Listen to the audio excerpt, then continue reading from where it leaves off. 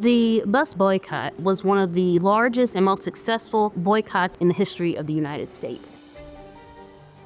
The city of Montgomery lost tons of revenue from the lack of African American riders, who were the primary riders of the city buses at that time. You also had much more validity to the cases that would eventually go up to the Supreme Court.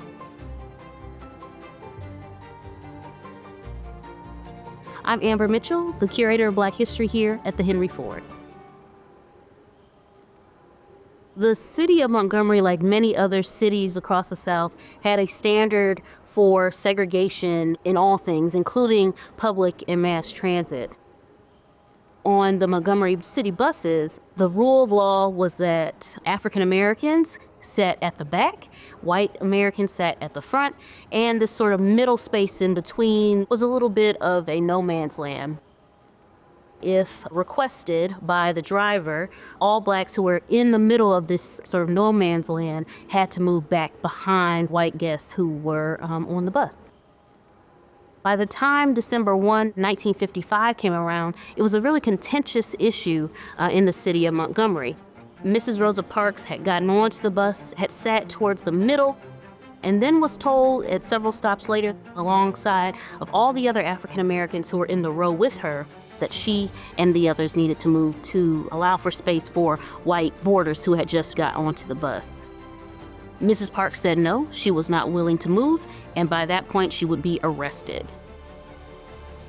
Once word had gotten out that Mrs. Parks had been arrested, a plan that had been in the process for 3 years had a chance to be put into action. This plan was led by the Women's Political Committee, who then sent out 30,000 flyers in one night calling for a boycott of the Montgomery bus system.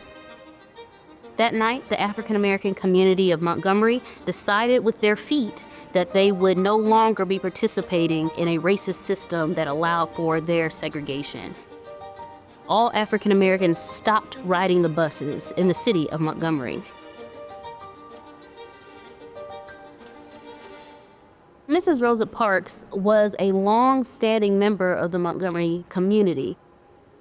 In the 1940s, she was involved in cases defending African American women across the South, but especially in Alabama, who had been sexually assaulted. She, for a long time, had been a secretary for the NAACP in Montgomery. Mrs. Parks was also very much a proponent of empowering children to transform the world. Although a quiet, sort of silent strength that she carried, she also was somebody who was very much not interested in maintaining the status quo. She was ready to fight, and she was ready to put her life on the line for what she believed in. Mrs. Parks has actually run out of Montgomery in the later half of the 1950s. I think what we forget to talk about is that when people become the faces of movements, that means that they become more susceptible to violence.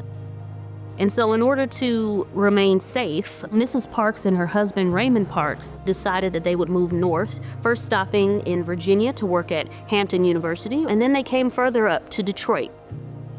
Mrs. Parks continued her activism. She became very active and a member of the team of Representative John Conyers, one of the first black congressmen from the city of Detroit. She also, of course, remained very close to young people. Behind me is the original Montgomery bus that Rosa Parks took her stand on in December 1, 1955. We at the Henry Ford acquired this bus in the early 2000s. It was found in a field just outside of Montgomery, Alabama, kind of rotting away. And after much research and investigation, we in fact determined that this was the exact bus that Mrs. Parks was on that day. When the bus was acquired in the early 2000s, Mrs. Parks was still alive, and it was her firm belief that she thought that people should get onto the bus. People should be able to get on to see what she saw, to be able to sit in her seat.